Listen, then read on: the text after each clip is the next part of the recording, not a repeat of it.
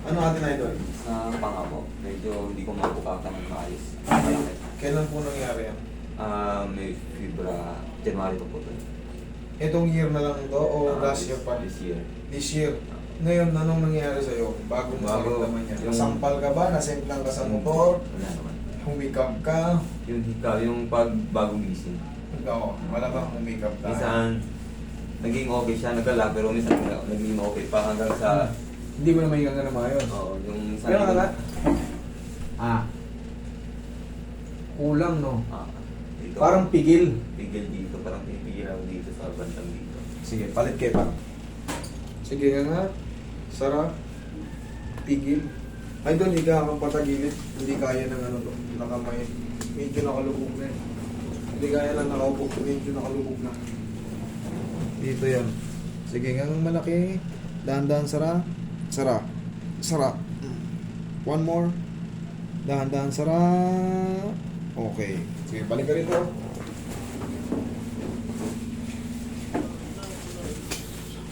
Yang diretso. Dahan-dahan sara.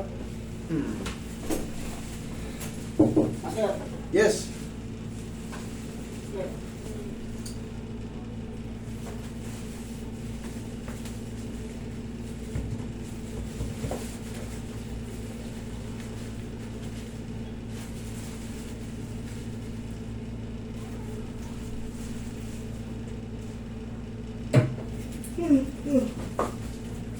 Anong hilig mo, idol? Kape, Milo, gatas, tsaa, ano? Milo. Milo, okay. Mamaya pag uwi mo sa bahay, mag-take ka ng Milo. Ha? Yung may, ang ibig ko sabihin doon, ang target natin doon yung mainit-init ha, hindi talaga yung Milo. Hindi naman nakakagaling ang Milo. Ang ibig ko sabihin doon, siyempre pag tinake mo yung Milo, kailangan yung mainit-init pa. Tapos, yung kaya mo na yung init kasi gaganituin mo siya. Oh. Di ba, mainit-init pa siya. Yung kaya mo na yung init ha, yung nangawit o yung nagkaroon ng problema, para yung muscle sa loob, parang ma-hot compress siya. Huwag mo munang inumin. Okay? Ganun ang ibig ko sabihin. Pero tansyahin mo, baka hindi mo kayang init. Yung kaya mo lang init, baka mapasok ka eh. Tapos, kasi magkaiba ito eh. Sa labas to eh. Sa loob naman ang i-hot compress mo para talaga guminhawa yung panga mo. Kasi si sir hindi kulang yung ganga niya eh. Gusto niya perfect eh. Sige, gangang malaki. Sara.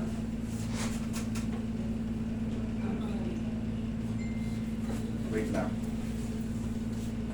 Hugasan ko lang yung kamay ko. Ito, may bago ko ano yan, naghuhugas tayo ng kamay. Pagkahawak tayo sa ano. Yan. Tapos, magpupunas tayo ng ano.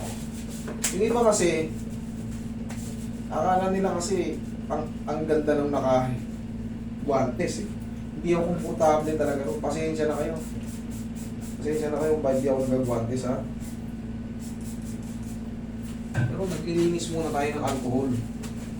Doble-doble yan para sigurado talaga malinis yung kamay natin. Sinasanitize natin. Tapos, hahawak tayo. Yung iba sinasabi ng komentarista, master yung iba kasi nandidiri sa ano, kaya ayaw nila mahawakan nyo. Ako hindi ako nandidiri. Kahit mahawakan ko yung laway nyo, hindi yan. Wala kayong dapat yan dito. Hindi ako nandidiri sa ano.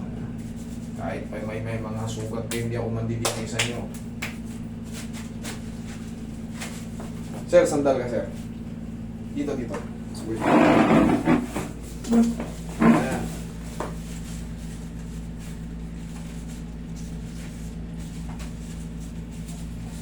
Sige nga. Oh, yun. Oh. Tanggal. Oh. Yeah. Dito na lang. Busog ka. Naramdaman mo? Oo. Rinig na rinig.